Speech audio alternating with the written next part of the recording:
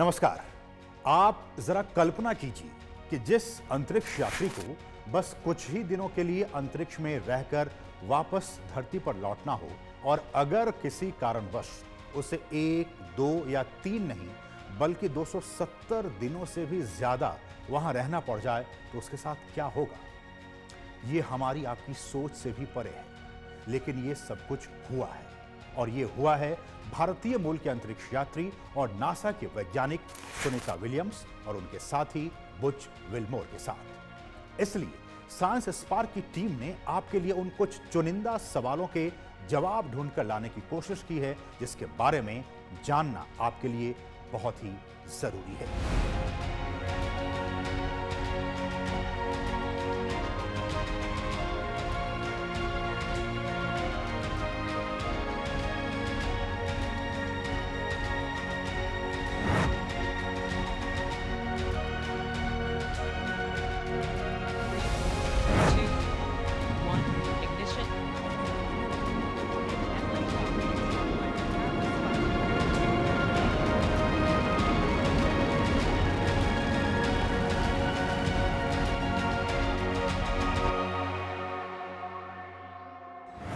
तो पहला सवाल ये कि सुनीता विलियम्स और बुच विल्मोर अंतरिक्ष में आखिर कैसे फंस गए। तो नासा के लिए सुनीता विलियम्स और बुच विल्मोर ने पिछले साल 5 जून को बोइंग के स्टार लाइनर अंतरिक्ष यान की पहली चालक दल परीक्षण उड़ान यानी क्रू टेस्ट फ्लाइट पर बैठकर ISS यानी इंटरनेशनल स्पेस स्टेशन के लिए उड़ान भरी थी।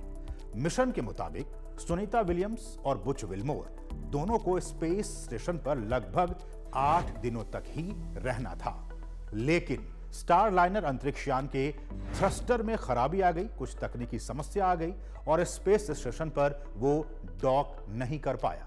कोशिश कई बार की गई, लेकिन इस खराबी को दूर नहीं किया जा सका और आखिरकार हार कर नासा ने सितंबर महीने में स्टार लाइनर को दोनों अंतरिक्ष यात्रियों के बिना ही वापस धरती पर बुला लिया। अब दूसरा सवाल ये कि आखिर सुनीता विलियम्स और बुच विल्मोर किस मिशन पर स्पेस स्टेशन पर गए थे। तो सुनीता और बुच विल्मोर बोइंग और नासा के joint crew flight test mission पर वहां गए थे। इसमें सुनीता स्पेसक्राफ्ट की पायलट थी, उनके साथ गए बुच विल्मोर इस मिशन के कमांडर थे। लॉन्च के समय Boeing defence space and security के प्रेसिडेंट और CEO टेड कोलबर्ट ने इसे स्पेस रिसर्च के एक नए युग की शानदार शुरुआत बताया था। इस मिशन का मुख्य उद्देश्य स्पेसक्राफ्ट की एस्ट्रोनॉट्स को स्पेस स्टेशन तक ले जाकर वापस धरती पर लाने की क्षमता को साबित करना था। अब तीसरा सवाल यह कि बीते 9 महीनों में उनको वापस लाने की आखिरकार क्या कुछ कोशिशें की गई। तो स्टार लाइनर के धरती पर वापस आने के कुछ हफ्ते बाद ही नासा ने एक नया मिशन वहां भेजा। नासा के निक हेग और रॉसकॉस्मोस के अंतरिक्ष यात्री अलेक्जेंडर गोर्बुनोव को क्रू 9 मिशन पर ड्रैगन अंतरिक्ष यान में 2 रिजर्व सीटों के साथ वहां लॉन्च किया गया। प्लान यह था नासा का कि फरवरी में इसी अंतरिक्ष यान में बिठाकर सुनीता विलियम्स और बुच विल्मोर को वापस धरती पर लाया जाएगा। तब तक दोनों यानी निक हेग और अलेक्जेंडर गोर्बुनोव के साथ मिलकर स्पेस स्टेशन पर वो काम करेंगे।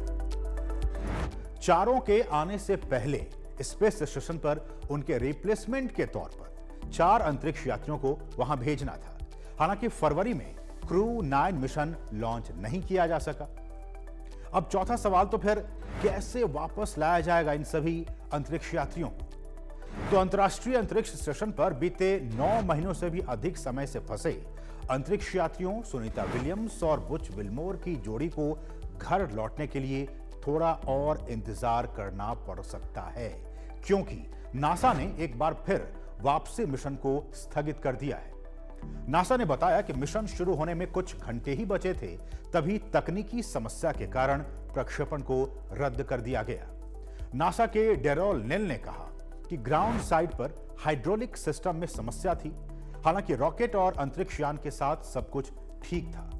आपको बता दूं कि इस एपिसोड के रिकॉर्डिंग के वक्त तक क्रू 10 मिशन को लॉन्च नहीं कर पाया गया था, क्रू 10 मिशन के जरिए ही स्पेस में फंसे यात्रियों को वापस धरती पर लाया जाएगा। क्रू 10 में नासा के अंतरिक्ष यात्री एनी मैकलेन, जो कि इस मिशन के कमांडर हैं, निकोल एरियर्स, जो कि पायलट हैं, जापानी स्पेस एजेंसी जाक्सा के अंतरिक्ष यात्री ताकुया ओनिशी और रॉस कॉस्मोस के अंतरिक्ष यात्री किरिल पेस्कोव शामिल हैं।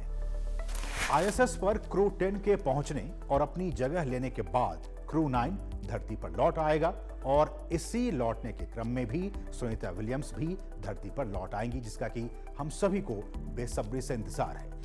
अब पांचवा सवाल कि इन 9 महीनों में सुनीता विलियम्स और उनकी टीम ने क्या कुछ किया स्पेस में। तो इन 9 महीनों में सुनीता विलियम्स और उनके साथियों ने आईएसएस की सफाई की, मरम्मत की और कई वैज्ञानिक प्रयोगों में हिस्सा लिया। उन्होंने पुराने इक्विपमेंट्स बदले और नई टेक्नोलॉजीज को वहां टेस्ट किया। नासा के मुताबिक सुनीता विलियम्स, बुच विल्मोर और निक हेग ने 150 से भी ज्यादा साइंटिफिक एक्सपेरिमेंट्स और तकनीकी परीक्षणों में 900 घंटे से भी अधिक का समय बिताया। सुनीता विलियम्स ने स्पेस वॉक भी किया और स्पेस वॉक में एक नया रिकॉर्ड भी उन्होंने बना दिया। उन्होंने अब तक कुल 62 घंटे 9 मिनट तक स्पेस वॉक किया, जो किसी भी महिला अंतरिक्ष यात्री के लिए एक नया रिकॉर्ड है।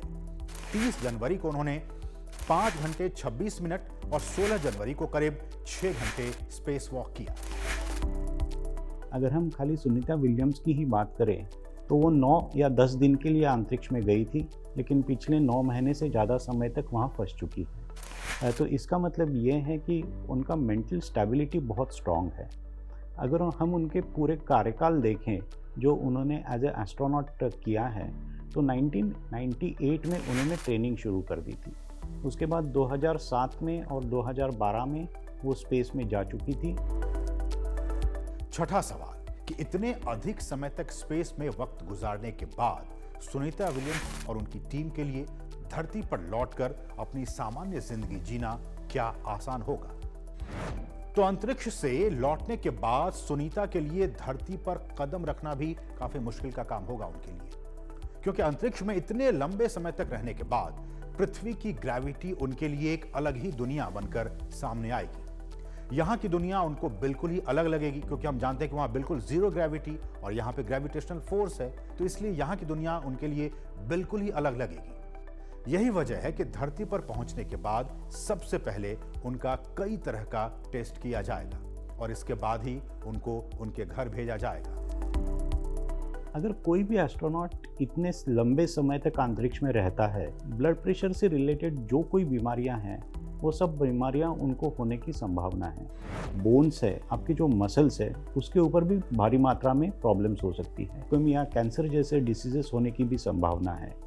और मानसिक संतुलन भी आदमी को कितने समय तक आदमी उसको कार्यरत या काबू कर पाता है, वो सबसे महत्वपूर्ण चीज़ है। मेरे विचार से सुनीता विलियम वापस आने के बाद उनके पास तजुर्बा है, वो पहले ही 2 बार अंतरिक्ष में जा चुकी हैं, तो उन्हें पता है कि माइक्रोग्रेविटी से नॉर्मल ग्रेविटी एटमॉस्फेयर आने के बाद उनको क्या क्या प्रोविजंस करनी चाहिए, उनके हेल्थ के ऊपर क्या क्या उनको वर्कआउट करना चाहिए। सो मेरे विचार से आने के बाद नासा के पास भी काफ़ी सारे मेडिकल सुझाव है, वो भी काफ़ी अच्छा टेस्टिंग करेंगे। अंत में हम यही कह सकते हैं कि सुनीता विलियम्स और बुच विल्मोर की ये अंतरिक्ष यात्रा उनके साहस और वैज्ञानिक योगदान को दर्शाती है। 8 दिनों की एक छोटी सी यात्रा 9 महीने से भी अधिक की एक लंबी परीक्षा बन गई है, लेकिन अब पूरी दुनिया उनकी सुरक्षित वापसी का इंतजार कर रही है। तो साइंस स्पार्क में आज आपने जाना सुनीता विलियम्स और अंतरिक्ष में उनके फंसे होने की पूरी कहानी के बारे में। अगले एपिसोड में किसी और स्पार्किंग टॉपिक के साथ एक बार फिर से होंगे आपके सामने हाजिर। तब तक के लिए मुझे और हमारी पूरी टीम को दीजिए अनुमति। नमस्कार।